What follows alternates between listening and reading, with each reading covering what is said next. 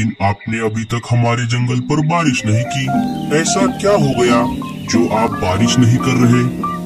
हम सारे बादल कब से आपके जंगल पर बारिश करने के लिए तैयार हैं, लेकिन बात ये है कि क्या बात है बादल भाई, आप मुझे बताइए। हमारे बारिश न करने की असली वजह है मोर चाचा। मोर चाचा? वो कैसे? जब तक मोर चाचा जंगल में अपना नृत्य नहीं करेंगे, हम बारिश नहीं कर सकते।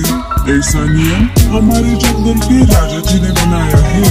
बाकी के जंगल के सारे मोरों ने बारिश का मौसम शुरू होते ही अपना नृत्य किया, इसीलिए मेरे साथी बादलों ने उनके जंगलों पर बारिश भी कर दी। लेकिन तुम्हारे जंगल के मोर चाचा पता नहीं कहाँ है। जब तक वो नृत्य नहीं करेंगे, हम बारिश नहीं कर सकते चीन भाई। अच्छा, तो ऐसी बात है।